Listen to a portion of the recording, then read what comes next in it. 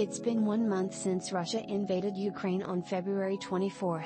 As Thursday draws to a close in Kyiv and in Moscow, here are its key developments. Russian troops have been unable to advance on the capital of Kyiv.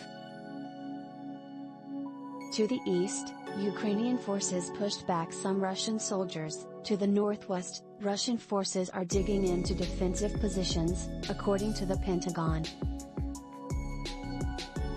In southern Ukraine, Russian troops had overrun Kherson and Melitopol, but face civilian protests. The key port city of Mariupol remains under siege. Russia's military continues to rely on artillery and bombs, including long-range attacks from ships. The war has displaced more than half of Ukraine's children and a quarter of the overall Ukrainian population.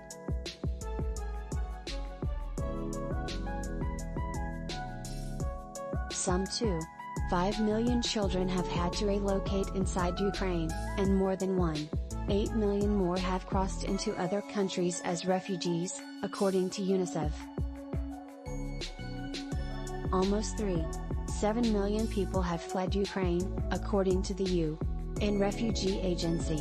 The United States pledged to accept up to 100,000 Ukrainians and other displaced people fleeing the conflict in Ukraine. NATO and G7 allies held an emergency meeting to discuss troop presence in Eastern Europe, more weapons for Ukraine and Russian sanctions.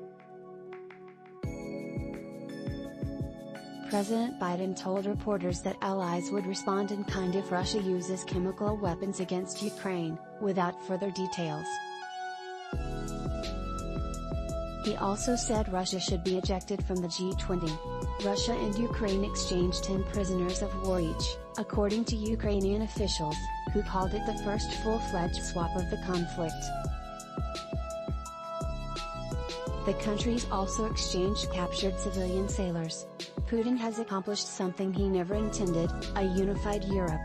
4 reasons why social media can give a skewed account of the war in Ukraine. A Russian journalist was killed by shelling while on assignment in Kyiv. A Ukrainian pharma executive vows to continue production until we win or we die. Madeleine Albright had a lot to say about Putin, and she didn't mince words. Ukrainian expats want the U.S. to do more for friends and relatives fighting Russia. You can read more news from Thursday here, as well as more in-depth reporting and daily recaps here. Also, listen and subscribe to NPR's State of Ukraine podcast for updates throughout the day.